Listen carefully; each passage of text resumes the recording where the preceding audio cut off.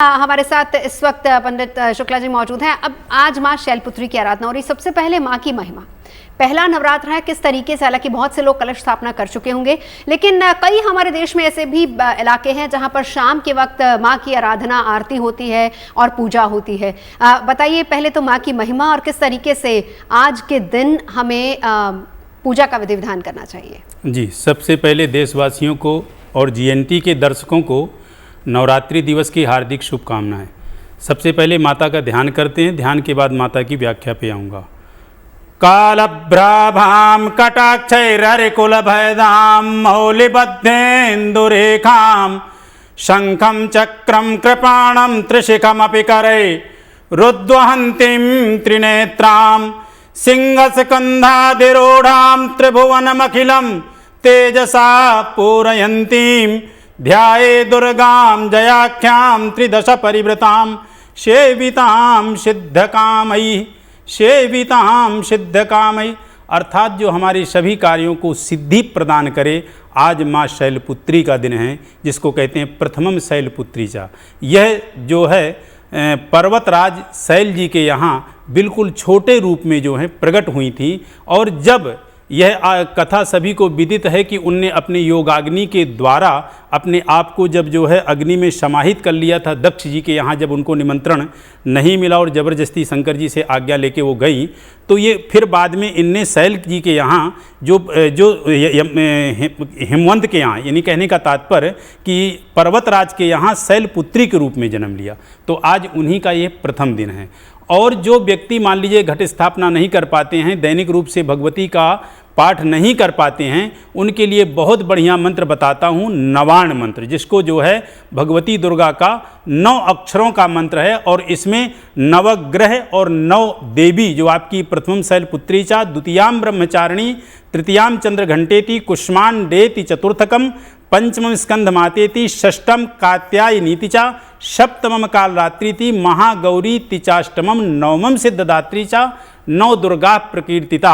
अर्थात 9 देवियों का और नवग्रहों की शांति होती है और 9 देवी इसमें जो है प्रसन्न होती है। कौन है मंत्र, आप सुनिए। ओम ऐं ह्रीं क्लीं चामुंडायै विच्चे, ये नवाण मंत्र है। इस मंत्र का आप शाम को जाप करें और भगवती की आरती जरूर करें। क्यों?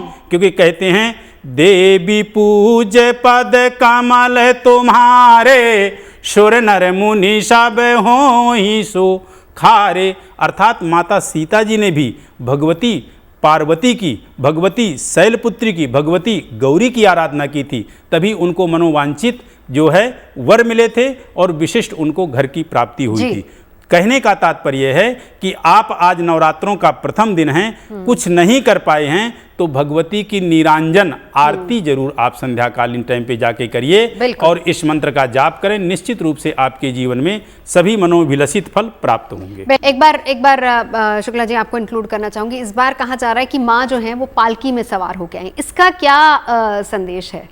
देखिए, इस बार माँ पालकी में सवार होके आई हैं, तो इसका संदेश बहुत शुभ तो नहीं है, क्योंकि पालकी में सवार होके आने का मतलब कि थोड़ी जो है कहें तो देश में अराजकता और अन्न धन की हानि का संकेत है जो पालकी में सवार होके आई है। और ऐसी स्थिति में थोड़ा सा अच्छा नहीं है पालकी का सवार। वैसे अन्य पिछले साल जैसे हाथी में आई थी तो वो काफ़ी अच्छा था, ठीक था, लेकिन ये अच्छा नहीं। दूसरा, भगवती के विषय में देखिए विशेष क्या है कि माता बड़ी ही निर्मल और बड़ी ही जो है मृदुल और भावुकमयी हृदय की होती है। किसी भी परिस्थिति में, किसी भी स्थिति में कोई भी व्यक्ति हो, यदि भगवती को बड़े भाव से भजता है तो भगवती उनके ऊपर बड़ी वैसे ही कृपा कर देती हैं, सहज।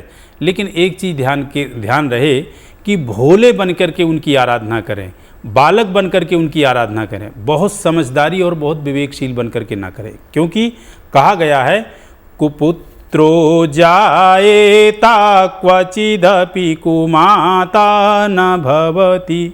पुत्र में कुपुत्रता आ सकती है, लेकिन माता में कभी कुमाता या निष्ठुर हृदय की नहीं हो सकती हैं। और वैसे भी कलयुग में कहते हैं कि कलौ चंडी विनायकौ, कलयुग में बहुत अतिशीघ्र जो प्रसन्न होने वाले देवी देवता हैं वो विनायक और भगवती दुर्गा हैं। या भगवती देवी हैं। और जो देवी की पूजा होती है विशेषकर रात्रि में, वो क्यों होती है, अभी आप इस चीज़ को जान लें।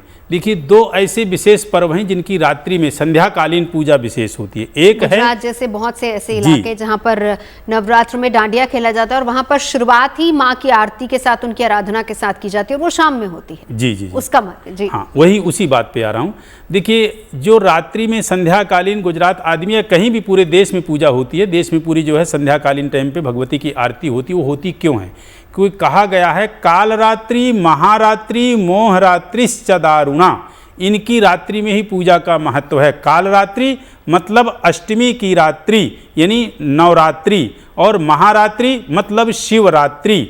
तो जो रात्रि में भगवती की आराधना करते हैं, भगवती का पूजन करते हैं, वो विशेष फलदायी होती है। इसीलिए इस मतलब जो है जहाँ विशेष आप स्थान बता रही हैं गुजरात आदि में या पूरे देश में, यदि सुबह दिन में पूजा नहीं कर पाते हैं तो संध्याकालीन टाइम पे आप बड़े भाव विभोर होके भगवती के चरणों में आप जो है ध्यान करें, आरती करें, उनके मंत्र का जाप करें। संध्याकालीन टाइम मात्र आप 5 मिनट भी दे देते हैं, उतने भी भगवती आपके ऊपर पूरी तरह से प्रसन्न हो जाती है। जी चलिए तो, सुमित्रा जी, बात पूरी कर लीजिए सर आपने। हाँ, मैं यही कह रहा हूँ कि भगवती की आराधना के लिए ज़्यादा आप ज्ञानवान, ज़्यादा विवेकशील, ज़्यादा बुद्धिमान ना बने, भावुक बने। बालक का स्वरूप बिल्कुल अपने आप में बालकमयी जो है, मन बालकमयी, हृदय बालकमयी स्वभाव रखें, उसी में भगवती प्रसन्न है। जी चलिए, आज माँ शैलपुत्री की आराधना हम कर रहे हैं, लेकिन कल माँ ब्रह्मचारिणी की आराधना करनी है।